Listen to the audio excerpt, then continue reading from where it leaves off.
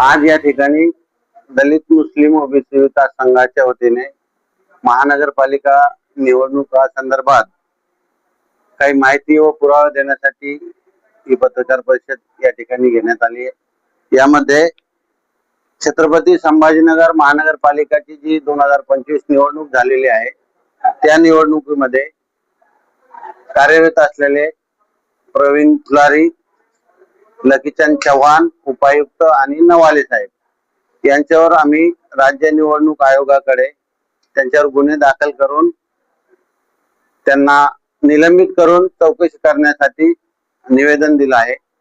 त्या संदर्भात आज या ठिकाणी आपण आलेलो आहोत। तर त्यामध्ये असं आहे की प्रवीण फुलारी साहेब प्रभाग क्रमांक 8, 9, 10 आणि 11 चे निवडणूक निर्णय अधिकारी म्हणून त्यांनी काम बघितलेलं आहे। तर त्यामध्ये त्यांनी एक उमेदवार असे आहेत की प्रभाग 11 अ हा ओबीसी साठी राखीव होता।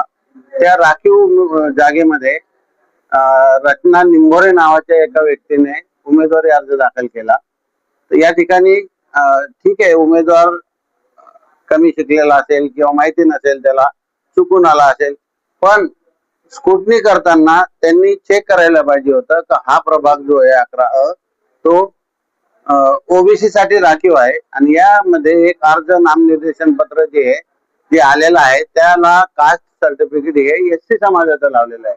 म्हणून ते अर्ज त्यांनी त्या ठिकाणी बाद करायला पाहिजे होता, पण बाद न करता त्यांनी तो अर्ज वैध ठरवला। वैध ठरवल्यानंतर निवडणूक जे वैध उमेदवार आहेत त्यांची जी लिस्ट लागली त्या लिस्ट मध्ये त्यांचं नाव या ठिकाणी 6व्या क्रमांकाला प्रभाग 11 अ मध्ये आहे। याचा अर्थ असा होतो की ते 11 अ चे उमेदवार आहे। परंतु त्या पुढे जाऊन ज्यावेळेस निवडणूक कन्सिडर झाली तर मतदानाच्या दिवशी प्रभाग 11 अ मधल्या जे बॅलेट मशीन आहे त्या मशीनवर त्या व्यक्तीचं नाव नाहीये, चिन्ह नाहीये। मग विषय असा झाला की तो उमेदवार गेला कुठं, तर यांनी मनमानी प्रमाणे त्यांना 11 ब मध्ये टाकलं। 11 ब च्या बॅलेट पेपरवर त्यांचं नाव होतं, पण असं झालं की जे 11 ब मधले उमेदवार आहेत, जे उमेदवार होते त्यांना तो जसं टीव्ही शो प्रमाणे व्हाईट कार्ड एंट्री होती एखाद्याची, तसा अचानक तो उमेदवार त्या बॅलेट पेपरवर दिसला। निवडणूक पार झाली तर याचा अर्थ असा होतो की त्यांनी काही चूक झालेली दुरुस्त केली। परंतु ज्यावेळेस राज्य निवडणूक आयोगाला वैध उमेदवार आणि निवडणूक लढवलेल्या उमेदवाराची जी यादी जाते त्यामध्ये प्रवीण फुलारी साहेबांनी जे पत्र पाठवलंय, छत्रपती संभाजीनगर महानगरपालिका सार्वत्रिक निवडणूक 2025 नमुना 4 वैधरित्या नामनिर्देशित उमेदवारांची प्रभाग निहाय यादी प्रभाग क्रमांक 8, 9, 10 आणि 11। आता ह्याच्यामध्ये त्यांनी लिहिलंय 11 अ मध्येच ते उमेदवार दाखवलाय, 11 ब मध्ये इथं पण नाही दाखवला। पण ही यादी कोणती आहे? जी राज्य निवडणूक आयोगाला पाठवायची वैध उमेदवारांनी ज्यांनी निवडणुका लढवल्या। आता इथं लिहित आहे ते वैध उमेदवारांची यादी, हे त्यांचं पत्र आहे, माझं नाहीये। परंतु यामध्ये 11 अ मधून 10 उमेदवार दाखवतात, ते मुळात 5च उमेदवार होते। ज्या लोकांनी नामनिर्देशन पत्र वापस घेतलं किंवा त्यांचं बाद झालं तर ती नावं याच्यातून वगळायला पाहिजे होती। हे पुढे लिहित आहे नामनिर्देशन वैध उमेदवारांची यादी आणि 10 दाखवतात, मुळात उमेदवार 5च होते। म्हणून आमचं असं म्हणणं आहे का प्रवीण फुलारी साहेब यांनी उमेदवारी जे अर्ज आहेत, उमेदवारी अर्जावर भाग 3 व भाग 4 असे 2 रकाने राज्य निवडणूक आयोगाने उमेदवारी अर्जात दिलेले आहे। भाग 3 व भाग 4 याच्यामध्ये नियम राज्य निवडणूक आयोगाचा असा आहे की भाग 3 जो आहे तो पूर्ण भरावा लागतो निवडणूक निर्णय अधिकाऱ्यांनी, भाग 4 पण त्यांनीच भरवायचा असतो आणि भरल्यानंतर भाग 3 हा राज्य निवडणूक आयोगाला रेकॉर्ड मध्ये पाठवायचा आणि भाग 4 हा उमेदवाराला द्यायचा। पण 3 व 4 इथं भरलेला नाहीये आणि निवडणूक आयोगाची सहीच नाही त्याच्यावर, निवडणूक निर्णय अधिकाऱ्याची। तर हे जे हा एका उमेदवाराचं नाहीये, हे सगळे उमेदवार आहे प्रभाग 8, 9, 10 आणि 11 या 4ही प्रभागाच्या एकाही उमेदवाराच्या नामनिर्देशन पत्रावर नामनिर्देशन छाननी अधिकाऱ्याची सही नाहीये आणि निवडणूक अधिकाऱ्याची पण सही नाहीये।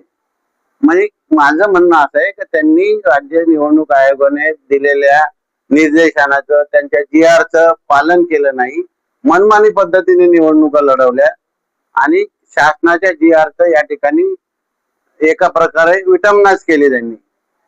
म्हणून त्यांनी पदाचा दुरुपयोग केला. त्यांच्यावर गुन्हा दाखल व्हावा, त्यांना तात्काळ अटक व्हावा आणि विभागीय चौकशी करून महिन्या 2 महिन्याच्या आतमध्ये ते शिक्षेस पात्र राहतील अशी कारवाई करावी, असे निवेदन मी राज्य निवडणूक आयोगाला दिलेले आहे.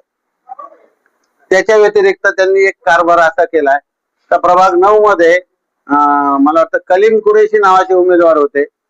ते प्रचार करत असताना त्यांचा बटन क्रमांक मला वाटतं 5 होता. निवडणूक अर्धी आली, ज्यावेळेस 2-4 दिवस निवडणुकीला राहिले त्यावेळेस त्यांचं अचानक 5 मधून त्यांच्या उमेदवारीचा चिन्ह 10 वर बटनवर गेलं. हे कसं पॉसिबल आहे? म्हणजे याचा अर्थ का कुठंतरी निवडणूक निर्णय अधिकाऱ्याचं त्या ठिकाणी नियंत्रण नव्हतं त्या निवडणुकीवर आणि राज्य निवडणूक आयोगाच्या निर्देशाचे तंतोतंत निवडणुकीपूर्वी मनपा आयुक्त व विभागीय आयुक्त यांना पत्र दिले होते का प्रभाग 11 मधील काही नावं प्रभाग 12 मध्ये गेलेली आहे. ती नावं जवळजवळ 3500 नावं होती. ही लकीचंद चव्हाण यांच्या कार्यरत असलेल्या प्रभाग 12 मध्ये गेली होती. तर मी तक्रार केल्यानंतर माननीय विभागीय आयुक्तांनी त्यांना पत्र पाठवलं, ही नावं तात्काळ दुरुस्त करून अहवाल सादर करा म्हणून. त्यामध्ये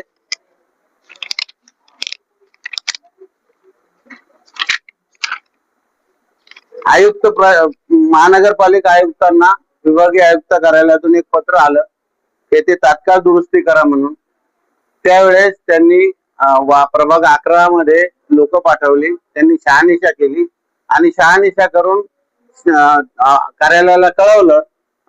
मौलानाजाद आर्थिक विकास महामंडळ जे त्यांचं कार्यालय होतं तर ही चूक झालेली आहे, यांच्या अर्जात तथ्य आहे म्हणून. मग त्या दिवशी मीटिंग घेऊन असं ठरलं का उद्या ती नावं चेंज करू. लकीचंद चव्हाण 12चे आहेत, ते नाही इथं, ते आल्यानंतर करू.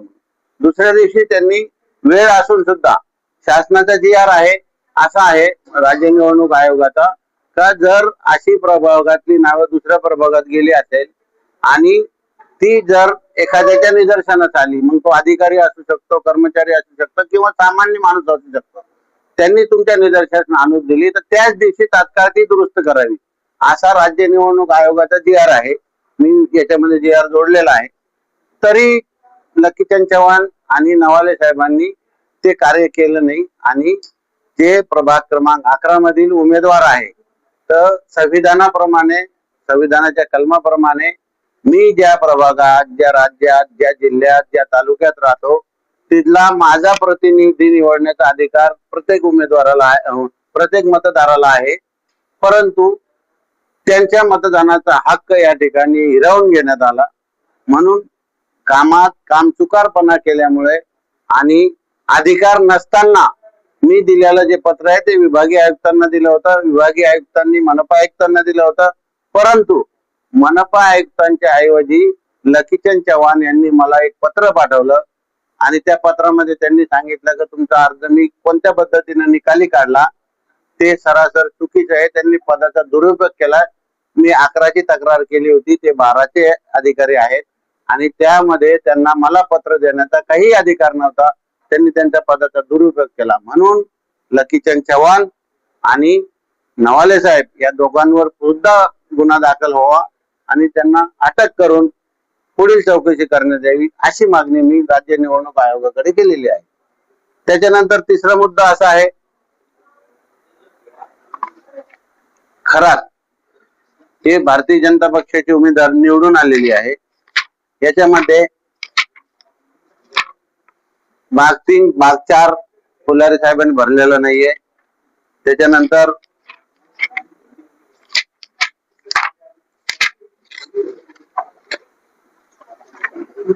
उमेदवारांनी उमेदवारी अर्जावर सहीच केलेली नाही आणि हा फॉर्म फुलारी साहेबांनी वैध ठरवला आणि ते निवडून लढवले. उमेदवाराची सहीच नाहीये.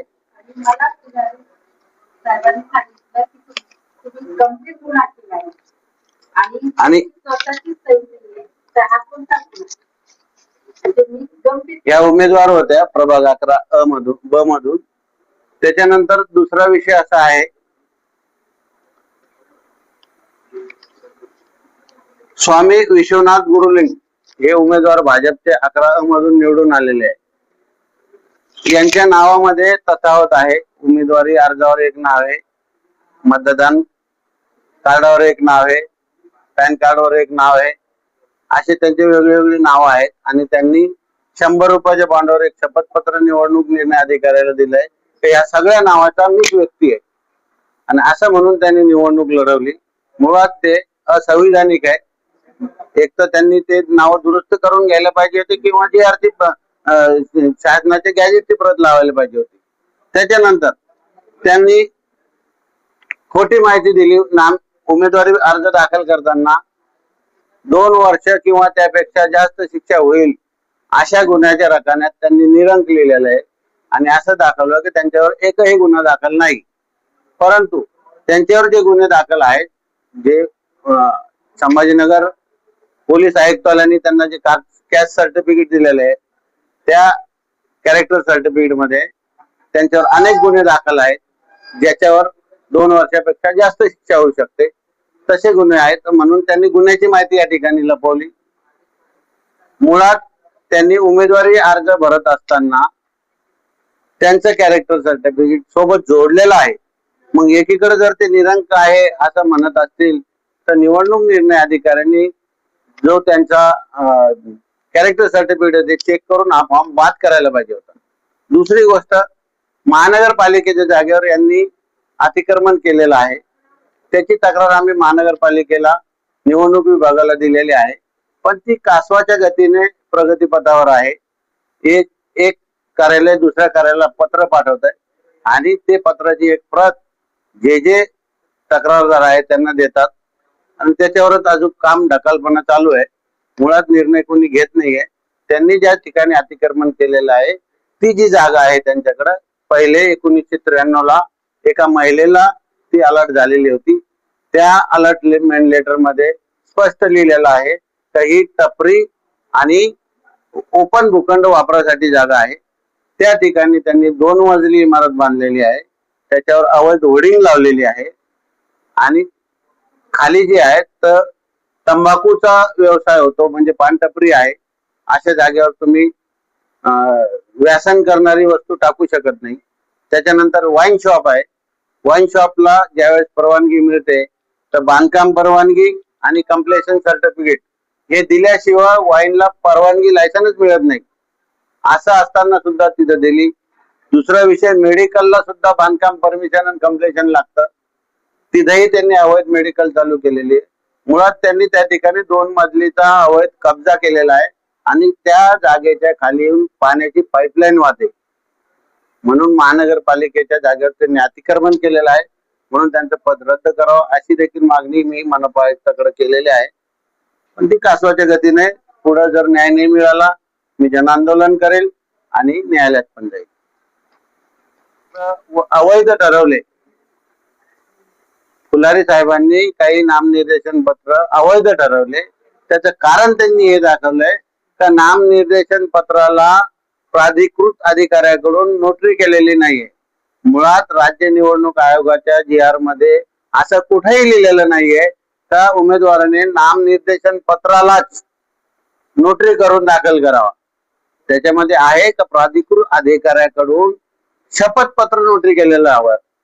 शपथपत्र हा वेगळा भाग आहे, नामनिर्देशन पत्र हा वेगळा भाग आहे. पण यांनी जितके उमेदवार होते सगळ्याला उमेदवारी अर्जालाच नोटरी करायला लावलेलं आहे. मग शासनाने दिलेल्या GRच्या विरुद्धच आहे ते.